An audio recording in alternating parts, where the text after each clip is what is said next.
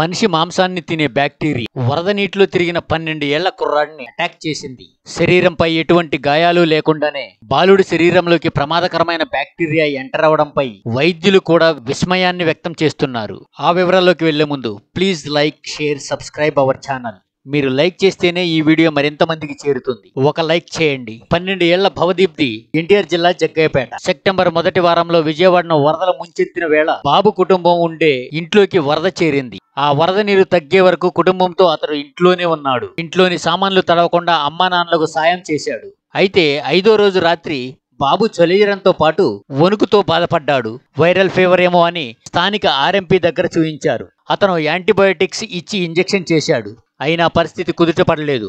ఆ తర్వాత టెస్టులు చేయించగా డెంగ్యూ సోకినట్టు తేలింది. అయితే ఉన్నట్లుండే అకస్మాత్తుగా 2 కాళ్ల తొడల నుంచి అరికాళ్ల వరకు వాచాయి. దీంతో విజయవాడలోని ఓ పెద్ద ఆసుపత్రికి తీసుకెళ్లారు పేరెంట్స్. అక్కడ టెస్టులు చేసిన డాక్టర్స్ నిర్ఘాంతపోయే వార్త చెప్పారు.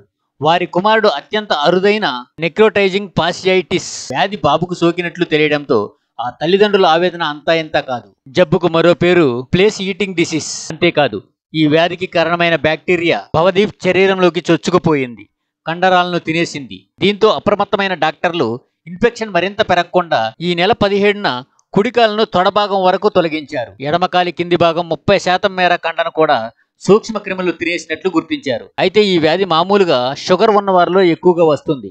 కానీ ఎటువంటి గాయం లేకుండానే భవదీప్ శరీరంలోకి ప్రమాదకరమైన బ్యాక్టీరియా ఎలా వెళ్ళిందనే విషయం డాక్టర్లకు కూడా అంతుచిక్కడం లేదు.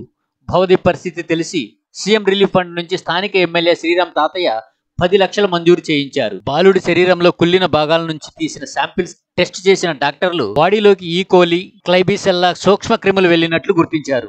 వరద నీటిలో మురుగునీరు కలిసినప్పుడు ఇలాంటి బ్యాక్టీరియా వ్యాప్తి జరిగే అవకాశం ఎక్కువగా ఉందంటున్నారు. జ్వరం వచ్చినప్పుడు కాళ్లు వాపులు లాంటివి కనిపిస్తే వెంటనే డాక్టర్లను సంప్రదించాలంటున్నారు. ప్రస్తుతం ఐసీయూలో భవదీప్ కు చికిత్స అందిస్తున్నారు. అతను పూర్తిగా కోలుకునేందుకు 2-3 నెలల వరకు సమయం పడుతుందని డాక్టర్లు తెలిపారు.